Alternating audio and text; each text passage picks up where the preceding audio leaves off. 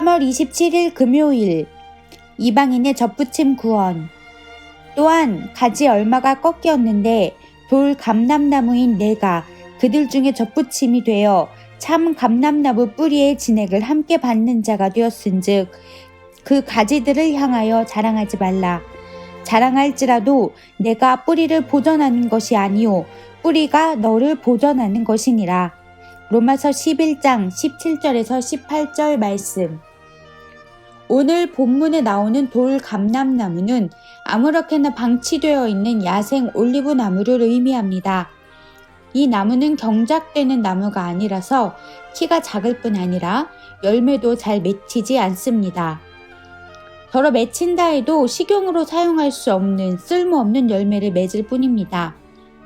짐작할 수 있듯이 참 감람나무는 유대인을, 돌 감람나무는 이방인을 상징하고 있습니다.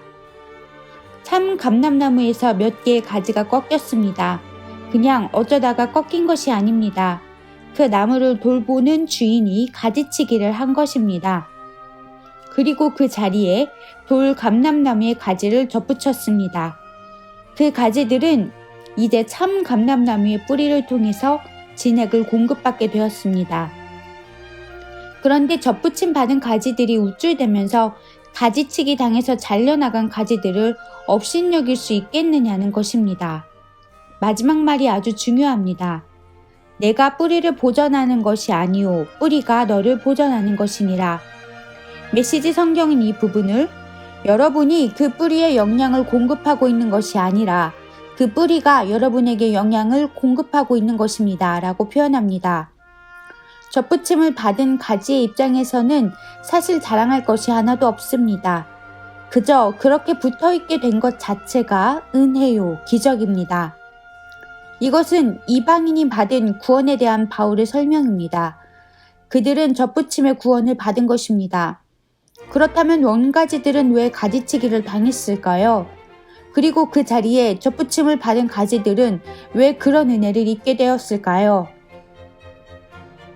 그 이유는 오직 하나, 믿음입니다.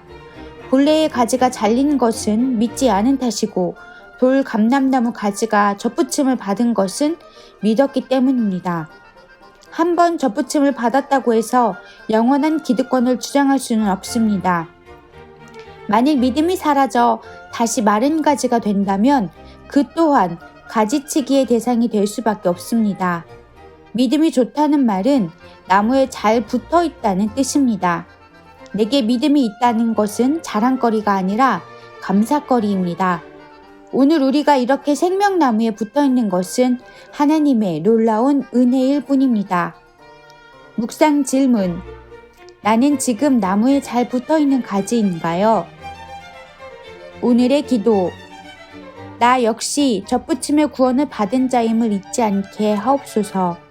믿음이 있는 동안에만 싹을 틔우고 꽃을 피우며 열매 맺게 된다는 사실을 기억하게 하옵소서.